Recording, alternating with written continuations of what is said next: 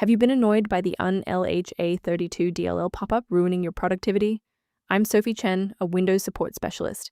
Let's analyze LHA dependency and restore that missing file. Before we dive into the unlha32 manual process, note the maintenance tool linked below for standardized file referencing.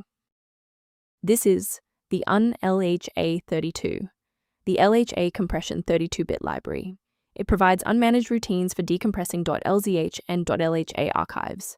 It is frequently utilized by legacy software and installers to expand data manifests into the application directory. Now let's get this fixed up. Our first move is installing a fresh, clean copy of the library. This issue is commonly caused by LHA having a broken or truncated installation.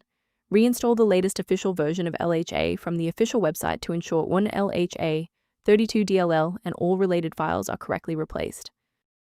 Should the reinstallation fall short, the next step in our protocol is to validate the integrity of your system's startup environment.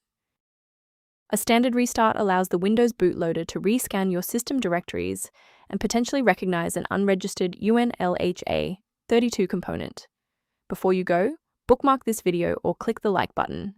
This ensures the video stays in your library so you can finish the final steps as soon as you're back at your desktop. Rebooting was just the start. Now, let's apply the core fix in this third step. Feel free to pause the video if you need a second to navigate.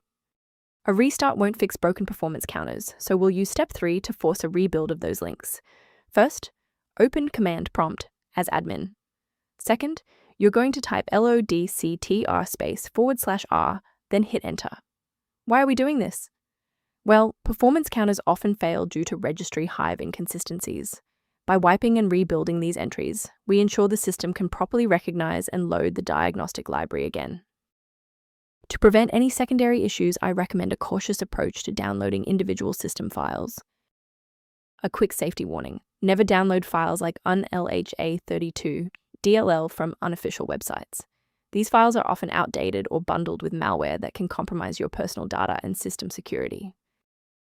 Beyond manual troubleshooting, many users find that a system-wide diagnostic scan provides a more complete picture of their environment. The diagnostic maintenance tool linked below offers background information for scanning unlha32 related issues. If you've regained access to unlha32 thanks to this guide, a like and a subscription really helps us continue producing these verified technical fixes.